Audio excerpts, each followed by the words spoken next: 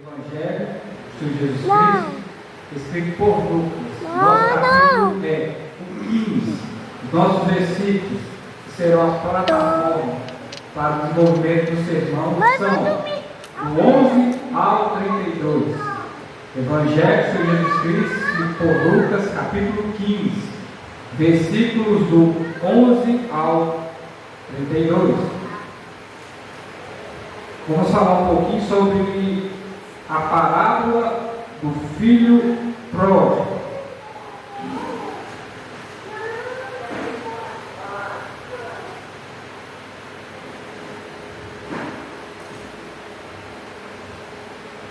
Volta, filho meu. Podemos tentar imaginar o sentimento deste pai depois da partida do seu filho mais novo, logo após exigir a herança do seu pai ainda em vida. Volta, filho.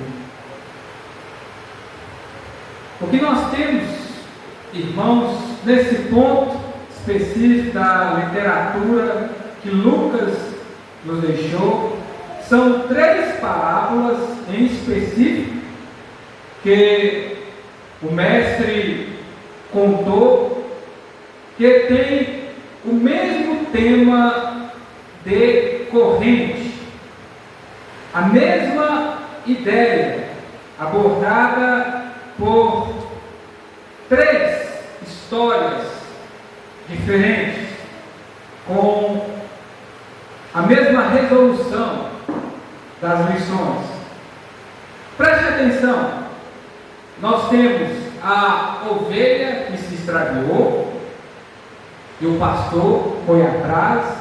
Nós temos a dracma que se perdeu, essa pedra preciosa que, segundo a maioria dos historiadores, que contam que fazia parte de uma gargantilha, isso é, um conjunto de pérolas para adorno de pescoço. E a mulher varre a casa, ilumina o ambiente e não descansa até que essa preciosidade que está faltando, que completa o conjunto, venha a ser encontrada.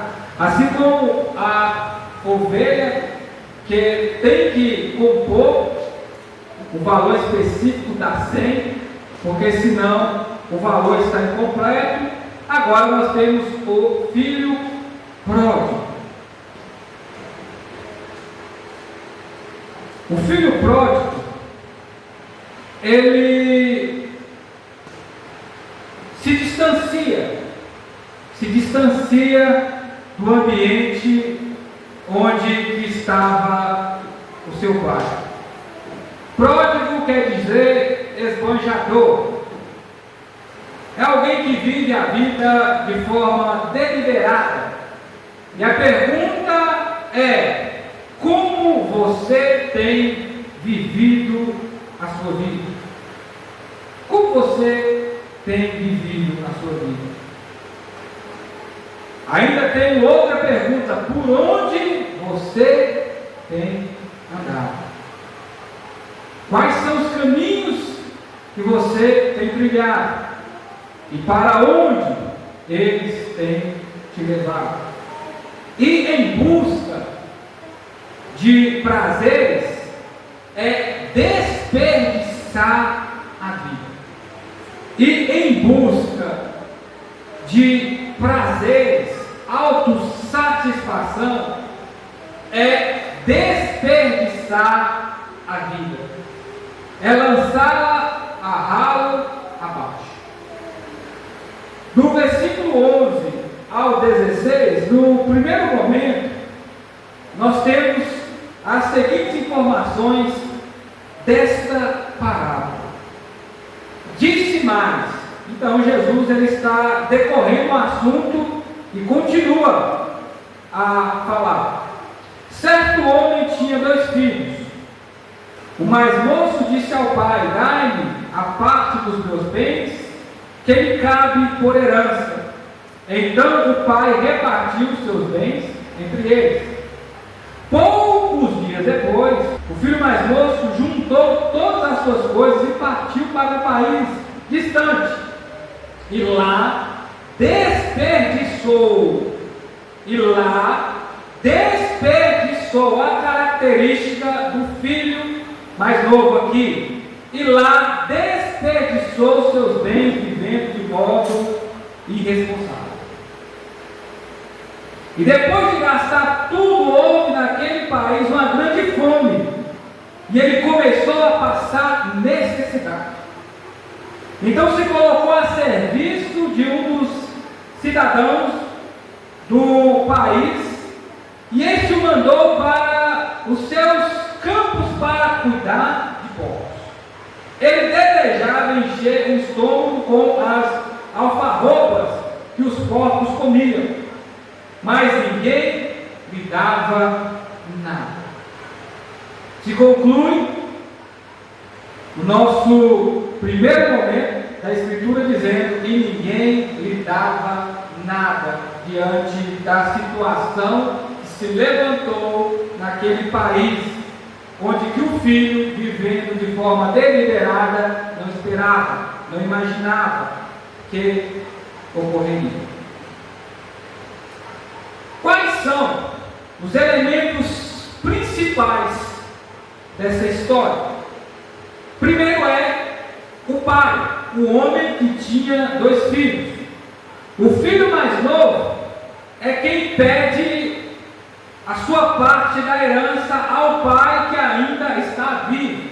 Todos nós sabemos que isso é antiético. Recebemos alguma coisa, o nome já diz herança, quando alguém que nos deixará certos benefícios morre. Isso é, essa pessoa parte. E aí, ele desperdiça tudo. Preste bem atenção, quantas pessoas vão aproveitar para desperdiçar as suas forças com drogas, bebidas, sexo, promiscuidade e todo tipo de prazer ilícito que desagrada a Deus. E até de repente os bens de um pai, ou de uma mãe, ou de responsáveis. Por quê? Esse filho, como aqui nós lemos, ele desperdiçou tudo que era de seu pai. Ele foi alguém irresponsável para com aquilo que lhe foi entregue. Todos que estão nessa situação, que vivem desperdiçando a vida e tudo que possuem, todos esses, sem exceção, estão vivendo sobre o perigo das consequências de seus pecados. Estão vivendo sobre o perigo da reação que virá por causa dos seus pecados. Como aqui já ressaltei, vou refrisar, o que esse filho não imaginava é que surgiria uma crise que afetaria todo o país. E depois de esbanjar tudo que possuía, o que aconteceu? Ele começou a passar necessidade extrema. E aí ele procurou um dos cidadãos daquela cidade para poder ser empregado. Este o mandou para os seus campos cuidar de porcos, apacentar porcos. E por que Jesus ele usa a figura controvérsia deste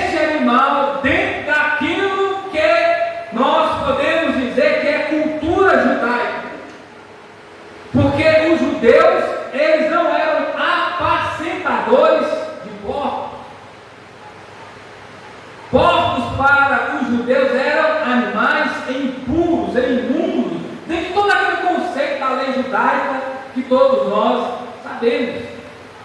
O público que Jesus quer alcançar são principalmente esses.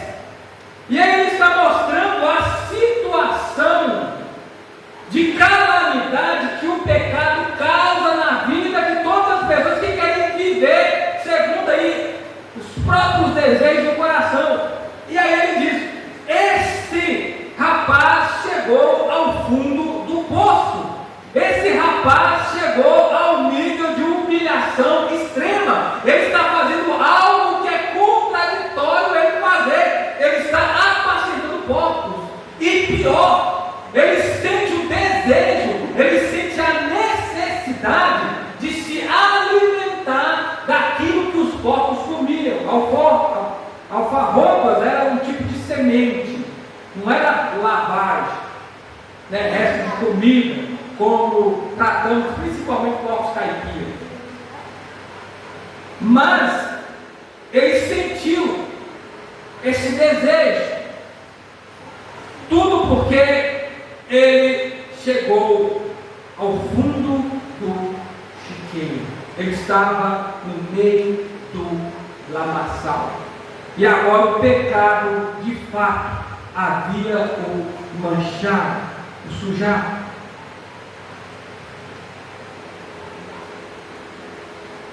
Ele perdeu tudo o que possuía. Ele agora estava numa situação miserável. A sua situação era deplorável.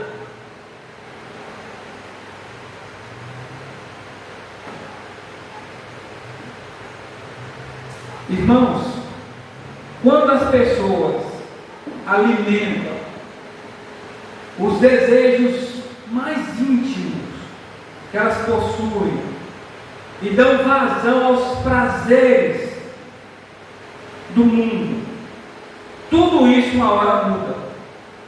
Esse sentimento de alegria, esse sentimento de prazer, esse sentimento de satisfação, logo o resultado dele é um gosto amargo de fel, que é a tristeza.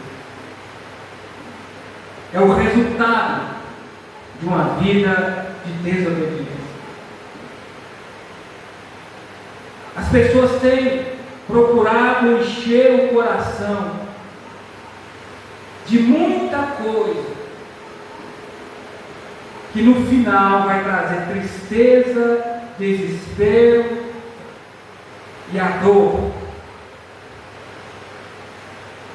E a dor de muita aflição.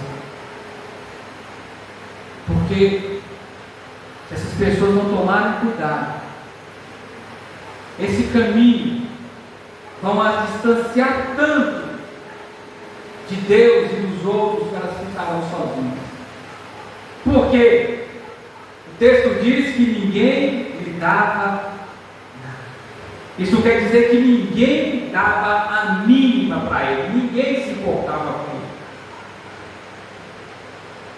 Cuidado com os seus desejos. Veja onde eles têm.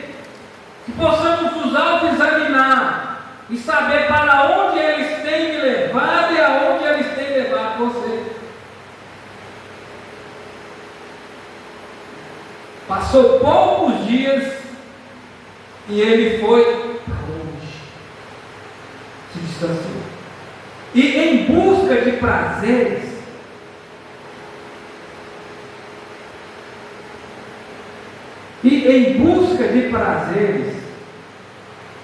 é buscar a própria queda. E em busca de prazer é levantar a própria queda, é causar a própria ruína. Versículos do 17 ao 24. Ele, porém, caído em si, disse: quantos empregados meu pai tem fartura de comida, eu estou aqui passando fome. Vou me levantar, irei ter com meu pai e lhe direi: Pai, pequei contra o céu e contra ti. Não sou mais digno de ser chamado teu filho. Trata-me como um dos teus empregados. Ele levantou-se, foi para o seu pai. Ele ainda longe. Seu pai o viu, encheu-se de compaixão e correndo, lançou-se em seu pescoço e o beijou. E o filho disse: Pai, pequei contra o céu, contra ti, não sou mais digno de ser chamado teu filho. Mas, ó Pai, disse aos teus servos: trazei depressa a melhor roupa, vestiu, punha um anel no dedo e sandálias nos seus pés, trazei também o melhor bezerro e matai, comamos e alegramos, porque esse meu filho estava morto, reviveu, havia se perdido e foi encontrado. E começaram a se alegrar. Continue comigo, porque essa história ela é belíssima. Até nos dias de hoje ela é tão atual, com tantos sermões, música, histórias, filmes, longa-metragem, porque fala sobre a trajetória de alguém que, chegando nesse momento da vida, ele se lembrou. Ele se lembrou do amor de seu pai. Ele disse para si: eu aqui estou passando tanta necessidade, os empregados do meu pai vivem melhor do que eu. E aí ele fala para si mesmo: eu vou voltar e vou dizer para o meu pai: pequei contra o céu e contra ti, não sou digno de ser chamado filho teu, mas faz de mim simplesmente um dos teus jornaleiros, empregados. E aí o pai é a figura central. Vocês podem perceber que ele respeitou a decisão do filho, e ele é alguém que repartiu a herança para ambos, tanto para o que foi embora, como para o que ficou. E o filho, ele conhece o pai. Ele conhece o pai que tem, por isso que brota esse sentimento no coração dele, e esse desejo de arrependimento, e isso o levanta a ponto dele voltar e entender o seguinte: não, tem um caminho que está aberto para mim, tem um caminho que eu sei que ele não se fechou, e eu vou voltar. E é interessante que ele já está com esse discurso pronto, já está tudo ensaiado, mas quem o vê ao longe é quem? O pai. O pai o vê, e o coração dele enche, transporta de compaixão. Ele vai correndo ao encontro do filho. Isso não era comum para uma pessoa dessa certa idade, porque geralmente a orla de suas vestes sumiria e as suas pernas começariam a aparecer, assim até como também as roupas da parte de baixo. Mas o pai não se importa com a herança que o filho perdeu. Não é isso que ele está contando aqui. Ele não se importa com o que as pessoas vão dizer dele, com o que as pessoas imaginam, porque ele corre, ele quer o filho dele de volta. E a palavra aqui nos falou, nos relatou, que ele lança no pescoço do filho, ele se lança. Veja, percebam o nível dessa compaixão, ele se lança ardentemente no pescoço do filho e o beija. E aí, rapidamente, ele chama os empregados. Mas o filho não deixa de discursar. O filho diz: não, eu pequei contra Deus, eu pequei também contra o Senhor, faça-me como um dos seus empregados. Irmãos, essas são as consequências do pecado. O pecado nos separa de Deus. O pecado nos distancia das pessoas que nós amamos, nos separa uns dos outros, nos leva para longe, nos tornamos pessoas egoístas. É isso que o pecado ele faz. Então é por isso que ele diz: não, eu pequei contra Deus.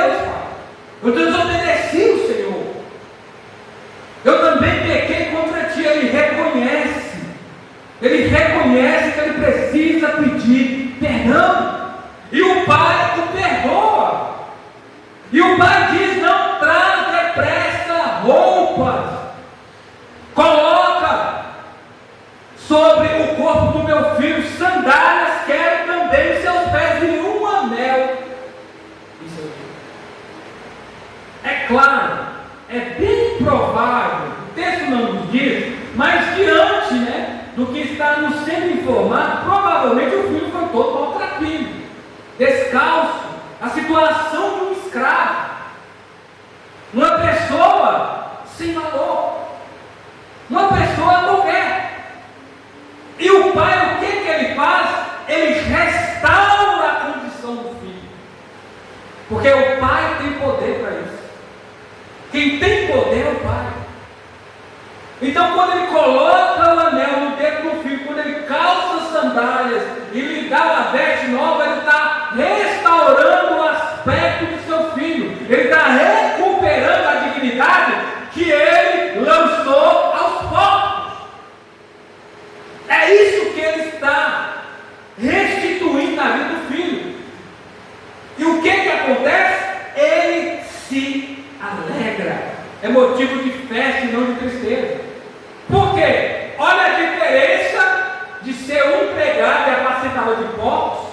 Não recebia, não ganhava nada, a ponto de querer comer os alimentos dos suínos, não é? Ele volta para casa, ele quer ser um empregado, o pai lhe faz como filho, restaura ele novamente como filho.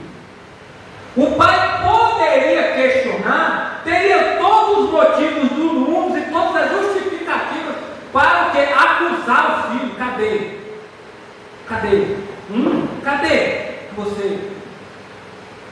que você me pediu? Cadê? Não, mas o pai se alegra. Diferente do outro, o pai se alegra e manda pegar o melhor do não, o melhor que eu tenho, eu novamente vou investir nesse filho. Outra coisa que vocês precisam perceber é que a alegria não é só do pai. Ele quer que todos sintam o que ele está sentindo. Essa é a condição do ser humano que vive no pecado. Mas quando ele se arrepende, ele se levanta para ser restaurado. O pecado causa desgraça. O pecado, infelizmente, a desobediência provoca ruína, maldições. Sim ou não? A desobediência leva as pessoas para lá, mas o arrependimento nos aproxima de Deus. O arrependimento nos aproxima uns dos outros. O arrependimento restaura relacionamentos. O perdão encontrado em Deus, o perdão doado pelo Pai. Nada tem maior valor do que o Pai perdoando. Irmãos, é a figura de Deus para com todos, porque Ele é que se adianta como Deus. Não fomos nós que escolhemos o Senhor, foi o Senhor que nos amou primeiro. Ele corre, Ele abraça o filho, Ele deixa, é Ele que restaura. Ele estava praticamente esperando o filho.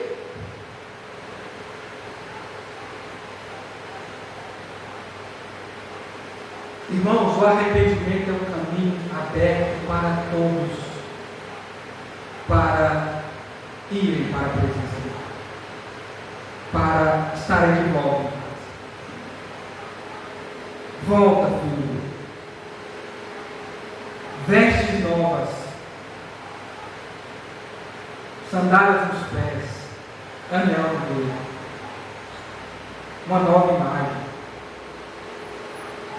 Novamente ele recupera o que? A dignidade de ser chamado de filho. E isso porque o pai, é o pai que pode fazer isso. O amor do pai encontra todos nós aqui nesta noite. Ele é cheio de compaixão e longânimo para com todos aqueles que o buscam. Ele é cheio de compaixão e longânimo. O que Ele espera é que todos nós venhamos nos arrepender dos nossos erros e sermos restaurados pelo Seu amor, e sermos livres de uma vida miserável.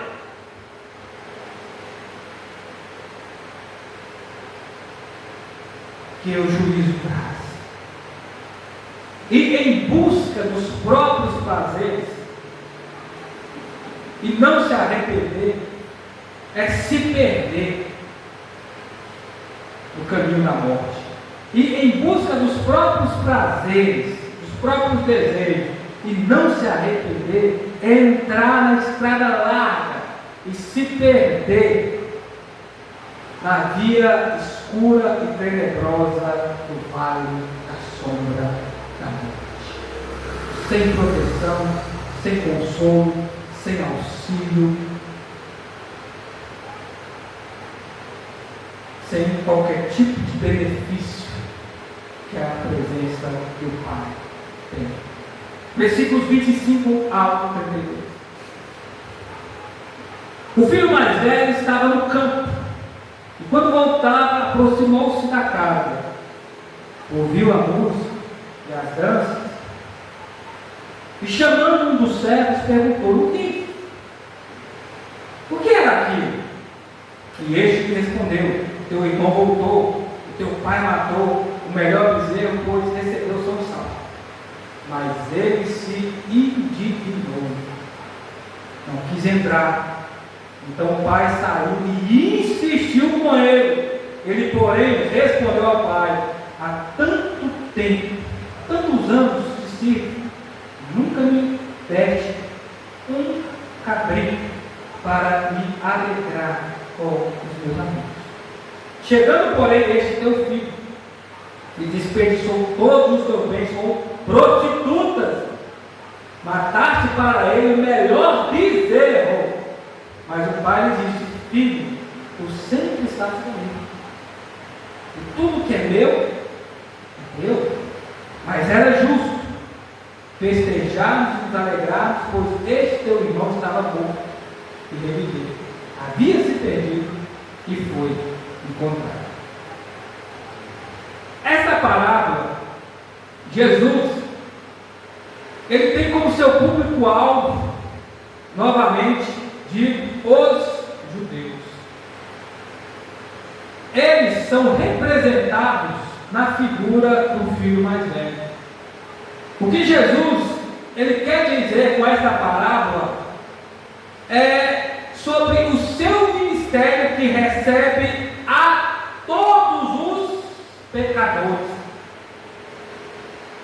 Porque os judeus se indignavam, eles ficavam nervosos, por causa da maneira que Jesus tratava principalmente os gentios, as pessoas comuns. Não são os perversos, porque podem ser tanto judeus como também pessoas comuns, mas os gentios que não faziam parte da primeira leva das promessas de Deus, a descendência direta e histórica de Abraão. Só que Jesus avançou o nível, ele veio para todos. O que ele quer dizer é que é justo. O amor do Pai não se aplica sobre o que eu faço certo ou o que o outro faz de errado. O amor do Pai está acima disso. Tanto que o Pai é tão justo, vou dizer e refrescar sua memória, que ele repartiu a herança para ambos. E quem pediu? O filho mais novo. E o pai repartiu com os dois. E aí o filho volta. O filho mais novo chega no trabalho, manda chamar um servo e pede boas novas sobre o que está acontecendo. E aí ele explica tudo. E aí sim. Aí o pai sai para fora. Você não está entendendo? A mesma atenção que o pai dá para o filho mais novo, ele dá para o filho mais velho. Ele insiste para que o filho entre e participe daquele momento tão especial. Mas ele não consegue perceber a vida que foi poupada, a vida que foi salva. O coração dele está naquilo que o pai possui, não em quem o pai é. E aí ele apresenta a história e questiona, dizendo: ó, esse teu filho que voltou vale menos que um cabrito que o Senhor nunca me deu. Esse filho que voltou do Senhor, que gastou tudo com prostitutas, vale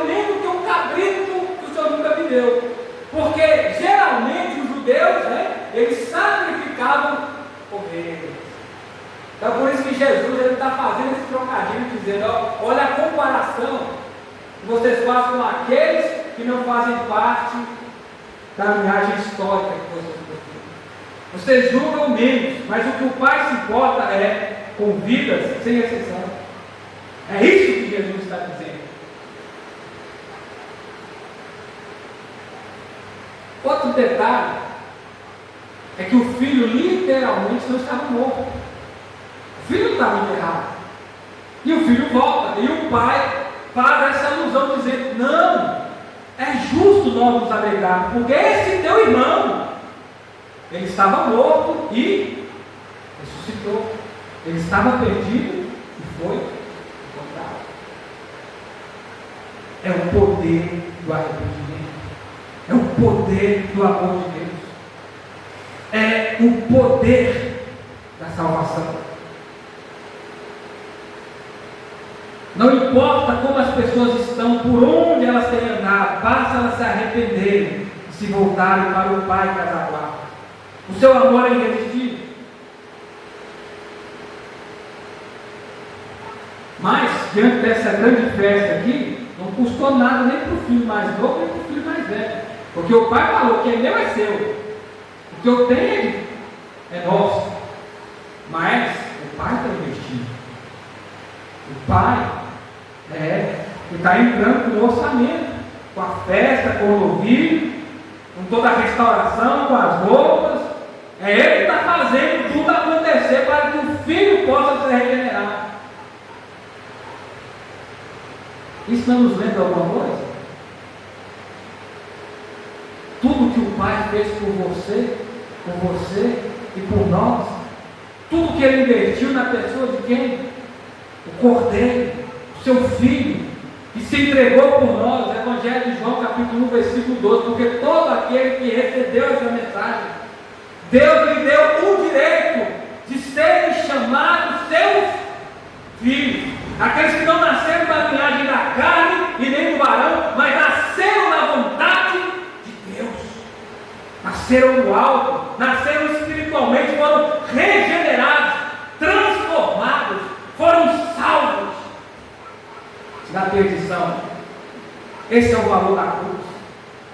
Esse é o valor do investimento do madeiro. Deus, o Pai, colocou tudo que tinha naquela cruz para que nós pudéssemos voltar para Ele, regenerados, e sermos dignos de ser chamados seu filho. Não viva perdido ou longe. Vá com confiança por esse caminho que Deus abriu através do seu amor, de cima para baixo, para que nós pudéssemos ter acesso à sua presença novamente. Aonde você tem buscado prazer ou alimento?